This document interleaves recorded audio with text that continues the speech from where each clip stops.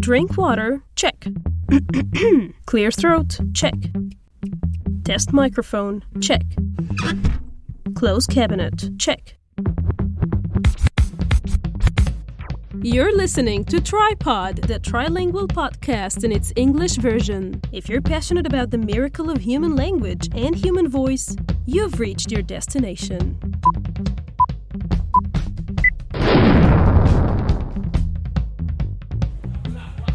Are you an Egyptian colloquial Arabic learner, a modern standard Arabic learner, a classical Arabic learner, an Arabic learner anyways, any other language learner?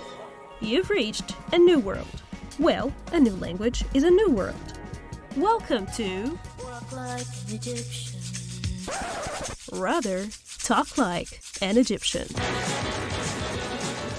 Hello everyone, this is the third room of Talk Like an Egyptian club. Those who are joining for the first time, this is a club derived from a book called Talk Like an Egyptian. You can find it on Amazon and lingualism.com. In the very first time, we gave an introduction on the Arabic language in general, all the way to the Egyptian colloquial Arabic. Then we discussed the different layers and meanings of kida.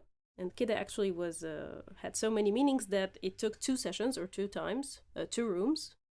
Today we will start with the chapter Ma'lish. We had a vote last time, and you guys picked Ma'lish. Let's start off with just a quick question to Eric, Owiju, and Sagal, and Abid. Do you guys know the original modern standard Arabic of Ma'lish? I believe I read it in the book, so... Yeah, I think I heard in the standard Arabic. Yeah, we use it as well in Algerian. Yeah, so it's La Alaik, right? Yes, but this is how we say it in the modern standard Arabic, but Ma'lish is believed to be taken from Ma alayhi shay, nothing against it or nothing against him. Yeah. Ma alayhi shay. So no problem. Let me read the introduction to the chapter. Ma'lish is used to downplay a situation, whether to console, sympathize, or apologize. The word originally comes from the modern standard Arabic phrase ما عليه شيء, which literally means nothing against it. So the very first usage is sympathy. Ma'lish can express sympathy. We can read the very first mini dialogue. How about Owiju and Abid? تخيل بعد كل الشغل ده رفضوني. معلش هون على نفسك. إن شاء الله ربنا It's a very difficult. يعوضك الشغل أحسن. Okay. تخيل, imagine, تخيل is the verb imagine. بعد كل الشغل ده رفضوني. After all this work, they fired me. رفضوني, they fired me. معلش, so he's consoling him or showing sympathy. معلش هون على نفسك. هون على نفسك is like take it easy on yourself, okay? Don't bother. هون comes from hayyin, which means like easy or something that is soft. So هون على نفسك as a verb, like take it easy on yourself. Inshallah, God willing, in this context. Owiju, you said Rabbana. Rabbana is the modern standard Arabic pronunciation of the word. In Egyptian, however, we do it with kasra. Rabbina. Rabbina. Rabbina, our Lord. يعوضك. Well, I didn't see the kasra. Yeah, but it's funny that what you said is the modern standard pronunciation, the proper pronunciation of the word Rabbana. But this is if we're speaking modern standard Arabic, but in Egyptian colloquial we say Rabbina. Okay? So you know that when there is shadda, the kasra is under the shadda. This is kasra. When it's fatha, it's actually above the shadda. Okay. Rabbina. Go ahead. Rabbina. Rabbina, yes. I have a question. So, تخيل means to imagine. So, khayal is like imagination? Yes. Okay. Exactly. Khayal. Imagination, fantasy. Khayal, or like For example, science fiction is خيال علمي. Yes, exactly. Yes, and Back to يعوضك. This verb. إن شاء الله ربنا يعوضك بشغل أحسن. بشغل أحسن. إن شاء الله, God willing, ربنا, our Lord, and this is Egyptians always refer to God saying ربنا. Unlike, I think, in the Levantine countries, you guys say Allah a lot in this sense, right? Exactly. Yeah. Allah يخليك, Allah يكرمك, and so. الله يعوضك. Sometimes we say it in some expressions, like inshallah, mashallah, and so on, and we say Allah يعوض عليك sometimes, alhamdulillah, and so on. But when we refer to God, we often use the word ربنا, which means our Lord. Rarely use it. You as Lebanese, right? Yeah. Yeah, this is something I noticed. In Egyptians, however, we rarely use Allah when we talk about Allah. We use the word ربنا more often. So, ربنا يعوضك. يعوضك means, يعوض means to compensate, like give you something better. يعوضك with بشغل أحسن. And شغل, it means a work or a job. Here it gives the sense of a job. With a better job. أحسن. بشغل أحسن. Don't bother. Just take it easy on yourself. God willing, our Lord God will compensate you with a better job. So, we can read the second mini dialogue. Segal, are you willing to? Eric, although they're both feminine, I'm not sure if you guys are fine with this. It's okay. It's not a big deal. Okay. I'll try because I'm not good with the Egyptian dialect. أنا تعبانة قوي مش عارف أركز. Wait, okay. مش عارفة. عارف is the masculine form of it. I don't know how, which means I can't. مش عارف. But with the feminine form we say عارفة. There's no تشكيل on the رah sound, okay? So عارفة مش عارفة. Okay. Because I saw like the ayn has like alif, so I thought it was like mish'a.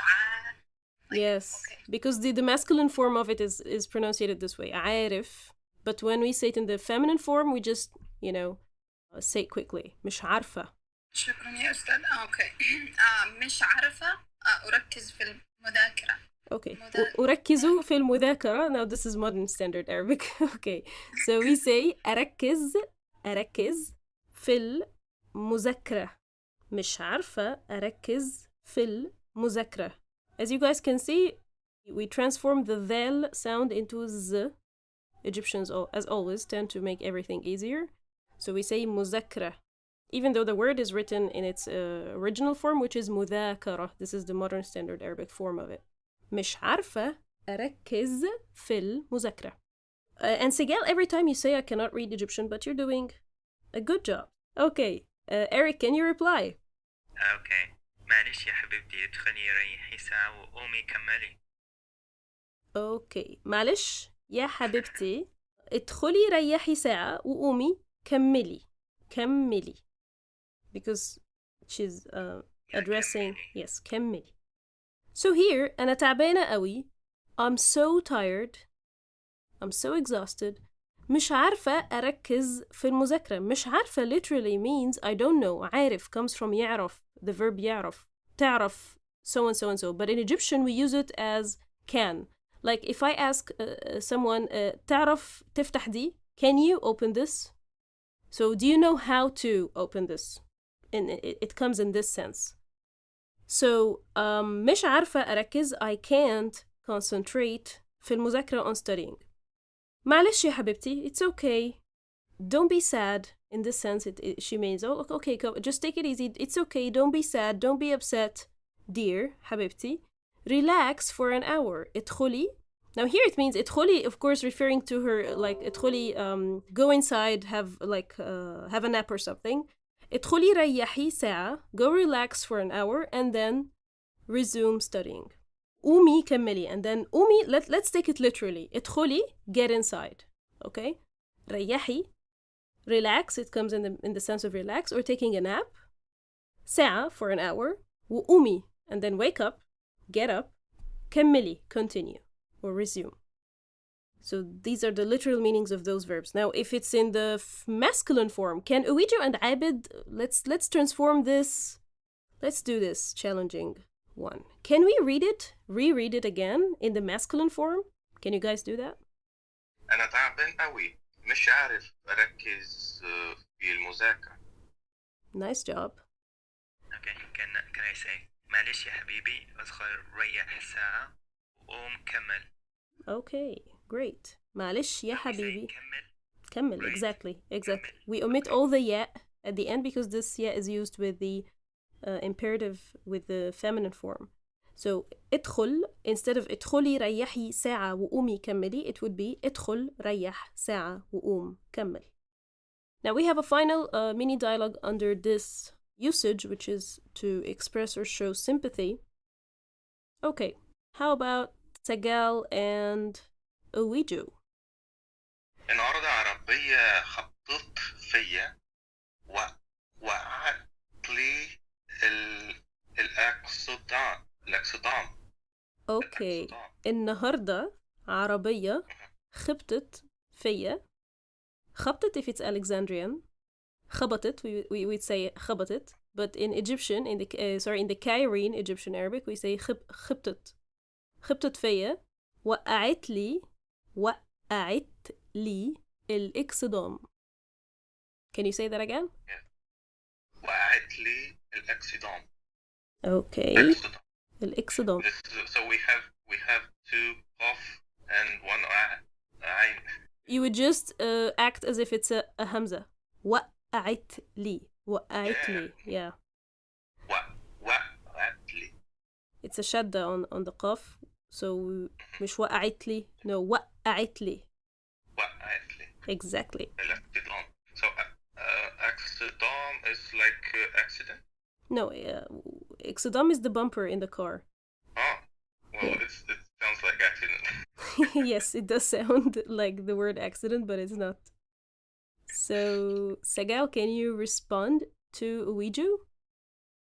Yeah, I just have a question before I... Sure.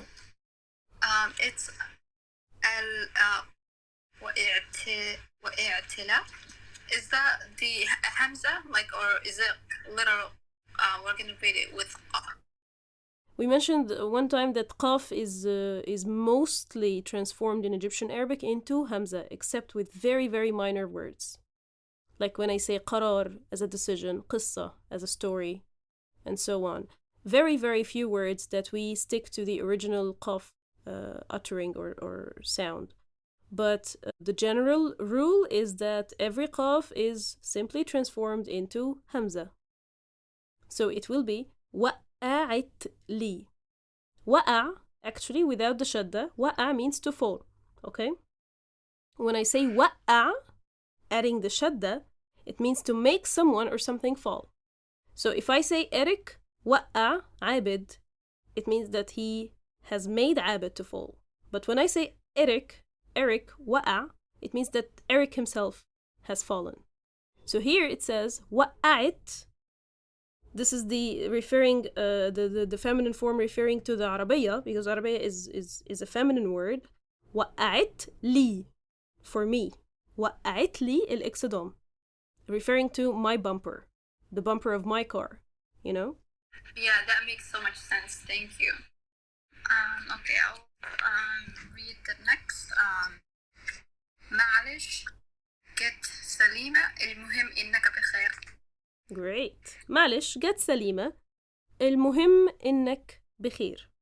So النهاردة today عربية, a car, خبطت or خبطت accordingly فيا. فيا here doesn't mean literally into me. Because in Egyptian we don't really refer like it's understood from the context that I'm driving. So when I say فيا, it doesn't mean literally into me, bumped into me rather, or crashed into me. It means crashed into mine, which is my car. And then وقعت لي الإكسدام. It made my bumper fall off. معلش, never mind, get سليمة. Now this is an expression, an idiomatic expression that we use. It's a minor thing. No We can say it's equal to the no big deal, although the no big deal expression often comes with an indifferent tone, although get salima is often with a consoling tone. المهم, what's really important, what is important, إنك is that you, بخير, you're okay, you're fine. As long as it's just in the car, that's a minor thing. So it's like, thank God. Go ahead. Yeah, can you tell me the original of the word exidam? Because this is the first time that I heard it. Well, it never actually crossed my mind, the origin of the word, but I can look that up. Maybe I can answer you this the next time. But usually, as far as I know, with the names related to car parts and so on, I think many of them come from originally French words, but of course with an Egyptian touch, you know? So like الفتيس, we say فتيس and it's originally vitesse. We say direction, referring to the direction. We say marche-d'air and it's originally marche-arrière, for example. But I don't know what the exodum is. If you know, since you're Algerian, maybe, is there anything French close to this? I'm not sure. Accident means hadith. Yeah. But exodum, well, let me look that up. That's an interesting question. معلش, get salima. Now, get salima, if you guys can see, there is this footnote. Get salima is interchangeable with حصل خير. She could have said, or he could have said the exact same word. معلش, get salima. معلش, حصل خير. They both have the same sense. Both mean it turned out soundly and are used to assure someone that an incident was minor and could have been worse. Thank God it's just this. It's nothing that happened to you. No health problem, no injuries, broken bones whatsoever. So get salima literally means it came sound. حصل خير literally means good has happened. So when we say get salima, salima is like with the same root as salam. Salima coming from, we have in Arabic something called a root word. So the root word of this is salama. From salama you have like many derivatives. If we're gonna take nouns out of it, it will be something like salam, which means peace. Salama means something that is the adjective of which is salima, which is safe and sound. Something like this, for something to be sound. We have istislam, which means surrender. And we have Islam, for example, which means submission, the name of the faith. So something that is very unique to the Arabic language is that all the derivatives from the very same root word have something in common. You can trace a sense of a meaning, a layer of meaning that is common between all those derivatives. So it has the sense of something being get salima, that it's everything is safe and sound. No damage. Which is close semantically, or you can have a common area semantically between this concept of salama and the concept of salam, which means peace. But it's not literally or directly derived from salam. So get salima is the adjective of salama, which means safety or for something to be sound. Okay. We can move to the next usage, which is imposition. Malish is sometimes used to ask for a favor as a sort of apology for the imposition. معلش ممكن أعدي؟ طبعا اتفضلي. Okay. Correct, diacritics wise, but stress wise, it's not اتفضلي, rather اتفضلي. اتفضلي. Yes. I think in the Levantine accent, اتفضلي, they would change the stress on the syllable. So the Egyptian way, how to say this, اتفضلي. It's like right? Yes. A would be, you would find it alif يه and then ه. So معلش, excuse me, ممكن أعدي? Can I just pass, or can I get past? Let's say you're in a queue, you're in the street, you're in a corridor, you just someone is blocking the road or something, the way, sorry. So, excuse me, can I just get past? ممكن? Is it possible? Can I? أعدي. And here we can learn that ممكن, we can use it to ask for anything. ممكن so and so, and use the verb. طبعا, طبعا. Yes, sure. اتفضلي, please. تفضلي, like, go ahead. Exactly the same sense of please in English, okay? Between two co-workers. How about Segal and Eric this time? معلش لو ينفع نبدل اجازتنا الاسبوع الجاي. مفيش مشكلة. قولي تحبي نظبطها ازاي. Now here Alif is masculine and bih can be both, can be masculine or feminine. How did I know this? From Ulli. Because had it been feminine, the response would be Ulili. So, معلش, sorry to bother, excuse me. لو ينفع نبدل أجازتنا الأسبوع الجاي. Sometimes we use لو, like the if conditional sense of a sentence to, without even, just the first part of it, to ask for a possibility. لو ينفع أجي, لو ممكن نعمل so and so and so on. So here he's telling her or him, معلش لو ينفع نبدل أجازتنا الأسبوع الجاي with a question tone. If we can switch our days off next week, no problem, ما فيش مشكلة, literally, ما فيش مشكلة, there's no problem, no problem. قل لي, tell me, تحب نظبطها ازاي? How would you like us to arrange it? نظبط, like how would we arrange it together? نظبط also is a very interesting Egyptian verb that we use in many contexts. It has a wide range of meanings. نظبط, like to plan, to organize, to arrange something, or to fix sometimes, and so on. Can we read the next one? معلش هتعبك بس ممكن تجيب لي كوباية مية. تجيب لي كوباية مية. كوباية مية. طبعا يا عمو, ثواني تكون عندك. Okay, now this is the Algerian accent. طبعا يا عمو, ثواني تكون عندك. عند. The Egyptian way we say it عند. So, معلش, هتعبك. Sorry to bother. هتعبك, I will bother you. I'm sorry, I will exhaust you with this request or with this favor. معلش هتعبك. This is like an old person addressing a younger one.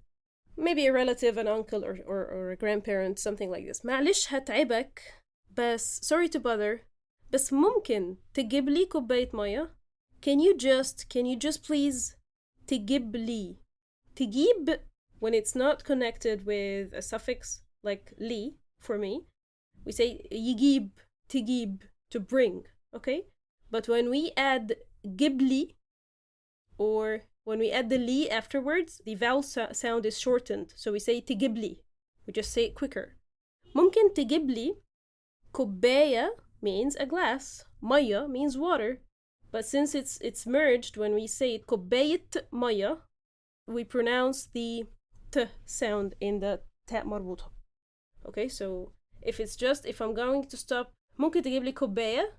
If I will stop there, I just need a glass, an empty glass, I would say ممكن تجيبلي كوباية. But since it's filled with something, a glass of water, a glass of so-and-so, I would say كوباية مية. Quick question. Sure. Yes, where did كوباية come from? Because we also use the in my native language we use كوباية. So is it a standard from the standard Arabic? Yes, the standard Arabic form of it is kub. So, let's go to the next usage, which is for apology. Malish is used as an apology for an unintentional inconvenience. Like, for example, especially when bumping into someone or stepping on their feet and so on. ما تفتح يا عم. معلش دي أصرفها منين؟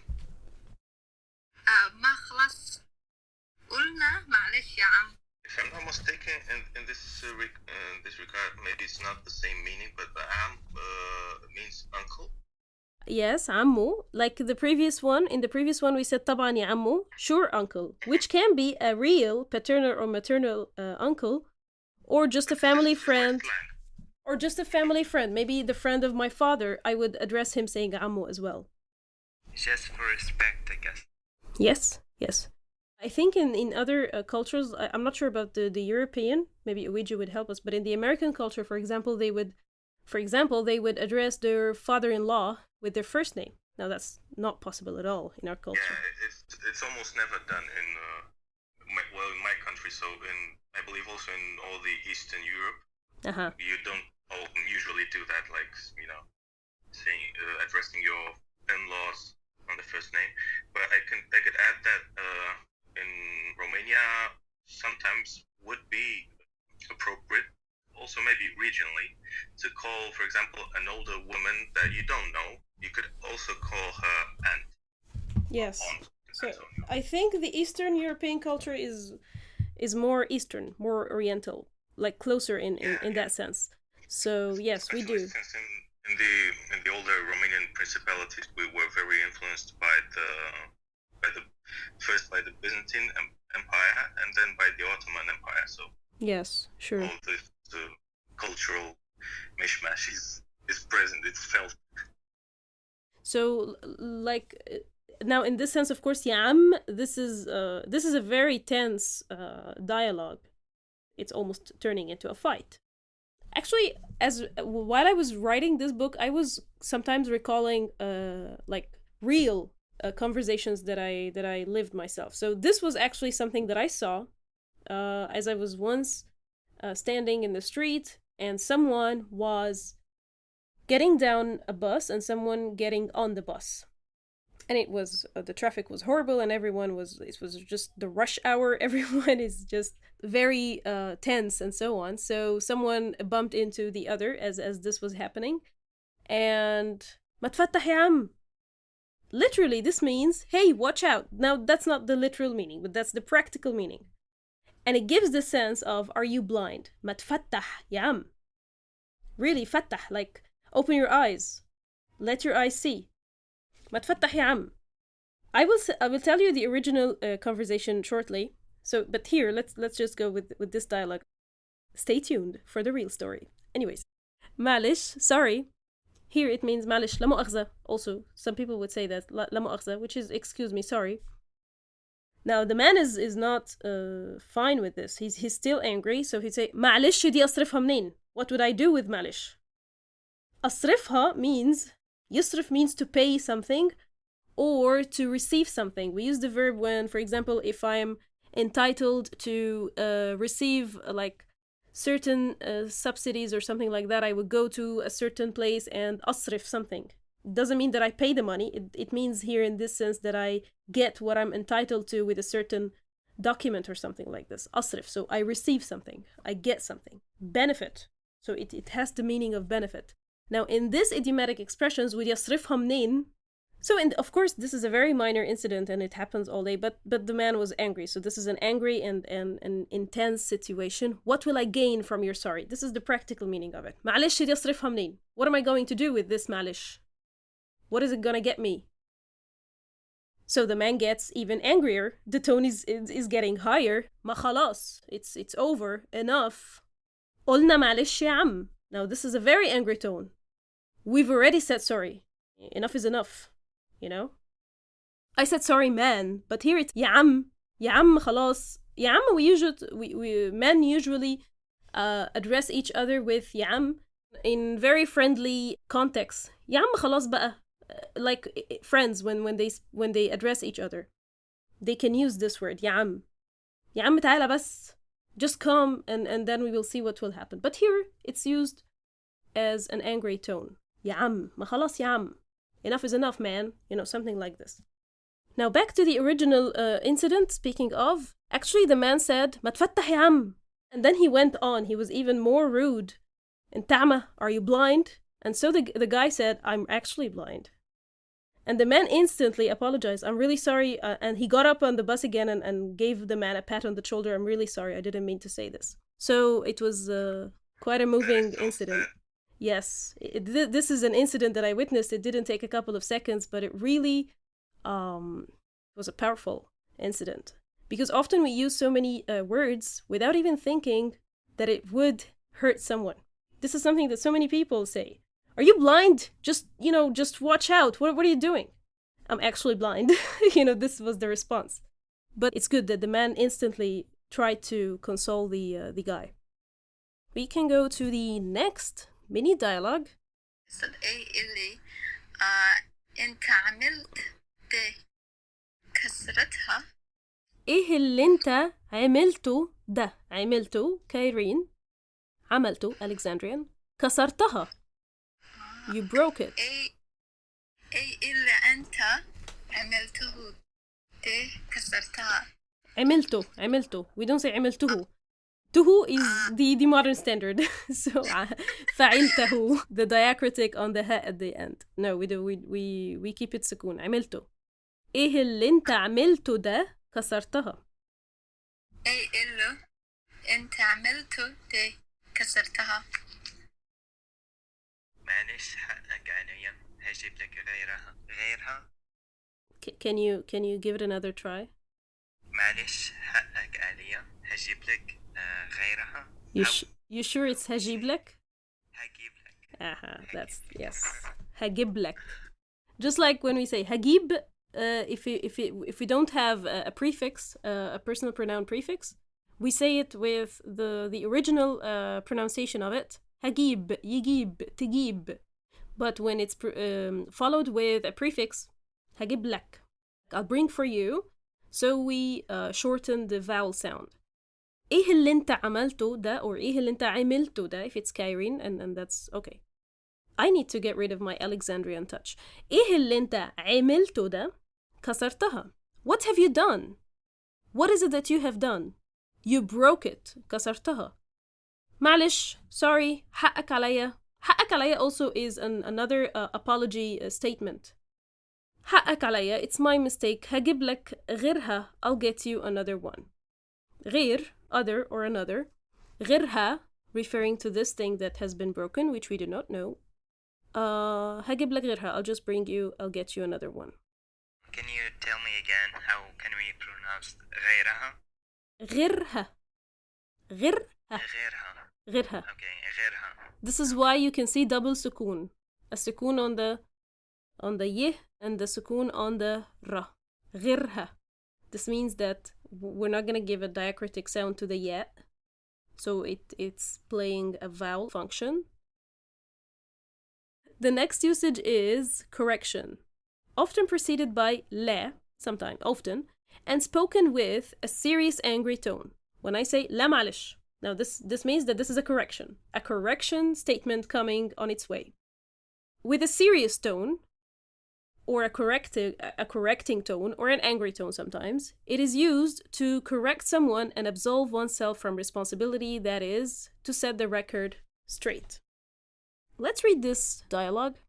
حضرتك طلبات مبطوط يجي لك 5 العصر. لا معلش ثانية واحدة. أنا اتصلت امبارح وبلغتكم إني لغيت الميعاد. It should have been حضرتك طلبت. Had it been طلبتي, we would have seen the ya in the verb طلبت. حضرتك طلبتي مندوب. So we will take both scenarios anyway. حضرتك طلبت مندوب يجيلك بكرة 5 العصر. حضرتك طلبتي مندوب يجيلك بكرة 5 العصر. لا معلش. Both can work. ثانية واحدة. Just a moment. Just like, let's take a pause here. The very first sentence means you requested a representative, a rep, to come over to your place, to come to you tomorrow at 5 p.m., right? This is like a customer service call or something. And so she's like, uh-oh, or he's like, uh-oh, no. No, excuse me, hold on a second. I called yesterday and cancelled the appointment. Just to get things straight. لا معلش. No, excuse me. Here's a correction coming on its way. ثانية واحدة, just a moment. Hold on a second. أنا اتصلت امبارح. I called yesterday وبلغتكم and I informed you إني لغيت الميعاد. That I cancelled the appointment. Any questions? Do you use like in the Egyptian dialogue the واحدة or is it always this one? Depends on the context, but they're mostly interchangeable. I can say la, but in this context it's ثانية واحدة. ثانية واحدة is often used to, just like in the English statement, hold on a second. Just a corrective tone, you know? I'm about to correct something. But if I'm just saying, wait for me, just hold on a second, a normal, neutral sound, like tone, I would say hold on a second, دقيقة واحدة, ثانية واحدة, 5 دقايق, 10 دقايق. It doesn't really matter. But the most commonly used is ثانية واحدة because it's easier to utter. As simple as this, I guess. It's more frequent to say. I say it more than any other statement. ثانية واحدة, ثانية واحدة, ثانية واحدة. It's easier to say. But we mutually know that it's not gonna be a second. And now we are all the way to the final mini dialogue. خلاص لو كده هنضطر نرجع على مصر. Again, just give it an Egyptian touch. Okay, خلاص لو كده هنضطر نرجع على مصر. Can you just give it one final shot? One Egyptian ingredient missing. Yeah, but I don't see the difference. نرجع, not نرجع. Okay. نرجع. Yes. Okay. Now that's the missing Egyptian ingredient. Okay. Can you say it one more time? Yeah, خلاص لو كده هنضطر نرجع على مصر. هنضطر نرجع على مصر. مصر, not مصر. مصر is the proper pronunciation of the country. We see, in the modern standard Arabic it's مصر, but in Egyptian we say مصر. You know, Masr, it has another meaning in Arabic, in modern standard Arabic. Can you share the other meaning? We say Amsar. It means like places, I guess. Yes. I think this is exactly how Egypt was named. When it became under the Muslim Arab rule, it became a Misr among the Amsar. So this was like, it adopted this name from this word, Misr. So I think by time it became a alam, like a name. Etymologically speaking, this is how Misr received its Arabic name from the very same Arabic word meaning a place or a district, but referring to what we call in our modern times a country. Back in time, there wasn't really that concept.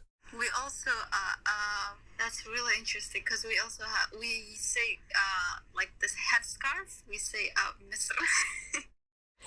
Well, you know what? Another funny thing is that in Turkish, for example, they say Misr,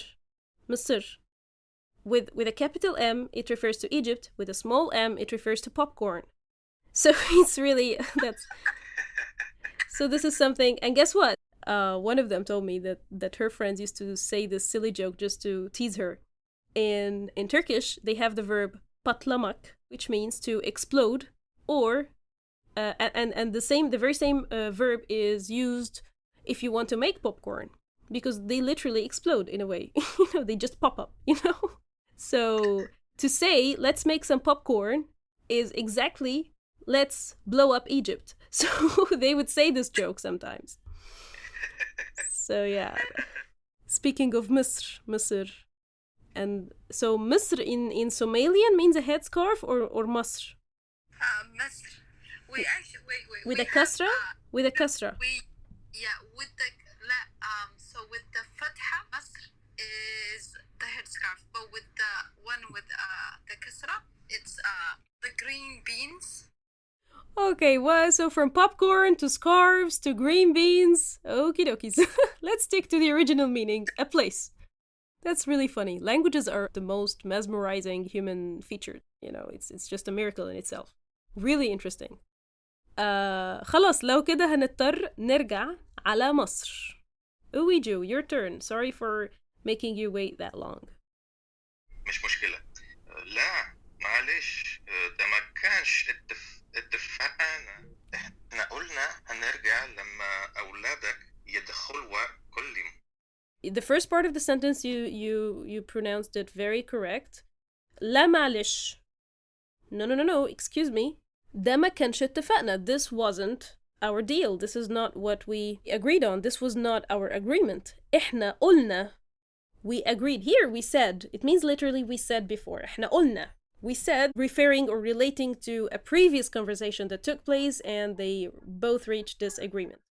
إحنا قلنا هنرجع. We will get back. لما when الأولاد يدخلوا الكلية. When the kids go to university. Can you read it one more time? لا معلش ده ما كانش اتفقنا. احنا قلنا هنرجع لما أولادك يدخلوا الكلية. Okay, now Ouija, you said لما الأولادك. It's just الأولاد, the kids. It's not your kids. Okay? And even if it's going to be أولادك, if it stands to that extent, when your kids reach university, so it would be أولادك without il. We cannot say الأولادك. It doesn't work. Yes. Okay, so it's either أولادك or الأولاد. Here it's just الأولاد, the kids. When the kids, referring to both of their kids. يدخلوا. Now here the alif at the end is silent. But when we see waw alif, we automatically realize that this is a verb with they. The waw alif in proper Arabic and in Egyptian Arabic as well, when used as a suffix at the end of a verb, it's a personal pronoun referring to they. When they enter, يدخلوا, when they go to college or when they go to university. خلاص لو كده هنضطر نرجع على مصر. Well, that's that. لو كده, if that's the case, in that case, we'll have to return to Egypt. So, let's just recap quickly the usages that we have covered so far. So, معلش, like we said, is taken from the proper modern standard Arabic phrase ما عليه شيء, nothing against it, and is used in very different situations. Sometimes it's used to express sympathy. Sometimes it's used to ask for something, for the imposition, and sometimes it's used as an apology. And the last usage that we have covered is the one often preceded with لا معلش, which is a correction. It's used for correction and to set things back on track or set the record straight. So I hope you guys made some practicing today and learned something new. And if you have any questions, I'll be all ears. Thank you for being here and tutoring us so well. It's very useful to make this reading practice. The pleasure is mine, Ouija. Thank you for the time, Ustad Ala. Is it Ala or Ala? Well, this is the story of my life. Ala is a masculine name. But since there is no ayn in English, it's transcribed exactly as Ala. Now, my name is Ala in the proper Arabic. Ala. So it's an alif with a madda and then la, ala, which means blessings or graces. It's a plural word. It's a Quranic word. The most frequency of it is in Surat Ar-Rahman, if you are familiar with it, Sagal. And Eric, of course, might be familiar with it. فَبِأَيِّ آلَاءِ رَبِّكُمَا تُكَذِّبَانِ. Which of your Lord's favors can you deny? It's a very, very recurring recurring sign in the Quran, in this chapter precisely. So this is the meaning of the name. Ala. On the other hand, it means elevation, and it's a masculine name. Thank you for the correction, Ustad Ala. I won't pronounce it. I'll try my... No worries. I'm joking about it. Story of my life. So no worries, no problem. I know my name is hard to pronounce for anyone, even especially for non-Arabs. And among Arabs, they're always confused with Ala, so that's fine. I got used to it. What about Sagal? What does Sagal mean? So Sagal means basically, how do you say in Arabic, the season when it rains? Sajal. Is it originally Arabic? That's what I'm trying to figure out. I don't think it is. Because I've never. This is the first. I tried to search people who are familiar with this name, like in the Middle East or in North Africa, but I haven't found any. Are you referring to شتاء, فصل الشتاء, or المطر, rain? When you say rain. فصل الشتاء. That's the one I'm referring to. Because in my native language, it means literally just فصل الشتاء. That's what it means. Yeah. It's both written and also spoken. Interesting. Yeah. So, like I said, it's just a miracle in itself. The fact that we speak all these different languages and how they evolve and, reproduce in a sense. So, thank you so much for today. Thank you for listening to Tripod, the Trilingual Podcast in its English version. You don't have to like, share, or repost. And we don't have to ask you for this. Just do what you feel like you want to do. Looking forward to having you back.